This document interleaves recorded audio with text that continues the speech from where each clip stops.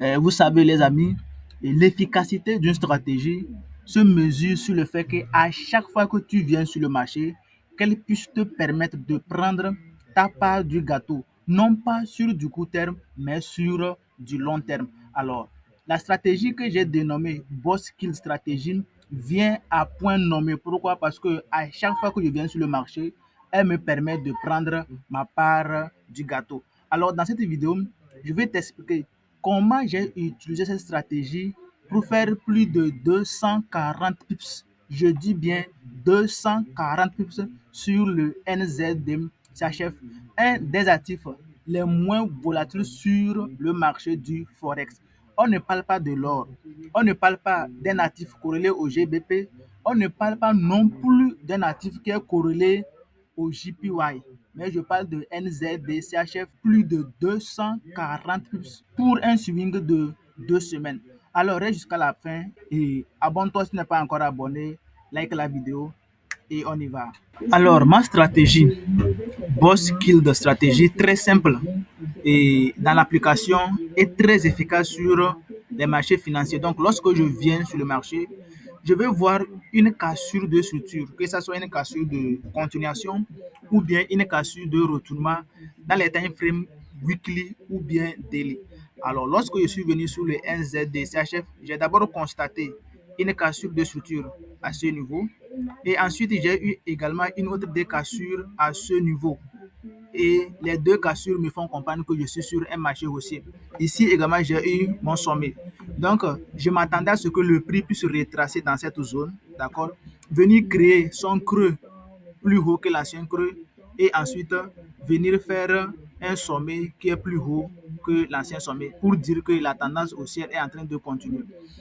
Et évidemment, c'est ce qui a été fait. Vous voyez, donc le prix est venu créer son creux quelque part ici. Vous voyez, ce creux, il est plus haut que l'ancien creux. Donc la tendance haussière est toujours d'actualité.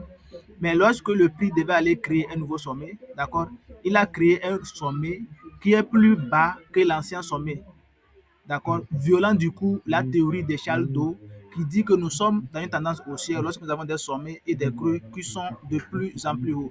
Donc, premièrement, ici, nous avons eu une violation de la théorie d'échelle d'eau parce qu'on n'a pas pu avoir un nouveau sommet. Ça, c'est un premier point. Et comme si cela ne suffisait pas, le prix vient également, il casse son ancien creux. Vous voyez? Donc, le prix vient, il casse son ancien creux. Alors que dans une tendance haussière, le prix ne devait jamais casser son creux. Alors, lorsque j'ai vu ces deux éléments réunis, donc, je me suis dit que non, il faut que je puisse commencer par chercher des opportunités pour pouvoir vendre ce marché-là. Donc, pour pouvoir vendre ce marché, après cette cassure de structure, le prix devait retracer. Maintenant, à quel niveau est-ce que ce retracement devait prendre fin pour que je puisse essayer de chercher une opportunité vendeuse? Donc, cela me conduit à chercher maintenant mes zones d'attaque. Donc, en cherchant ces zones d'attaque-là, je, je prends le pari que le prix, lorsqu'il va revenir, il ne doit jamais casser ce dernier sommet. Donc, rapidement, j'ai pris mon FIBO, d'accord, et je l'ai projeté comme ça. Vous voyez, je l'ai projeté comme ça. On a notre première zone ici, d'accord, et on a notre deuxième zone qui est là, plus haut. Donc, lorsque le prix est revenu sur la première zone, je n'ai rien vu. Donc, c'est lorsque le prix est revenu dans la deuxième zone que j'ai eu ma confirmation. Et les confirmations, je les cherche en H1. Donc, on va aller en H1 pour voir la confirmation que j'ai utilisée pour pouvoir prendre ce trade. Alors, dans la time frame de confirmation, donc je cherche à avoir une configuration de retournement. Donc, quand je suis venu, d'abord, j'ai vu le prix est venu casser son ancien sommet pour dire que le prix va continuer.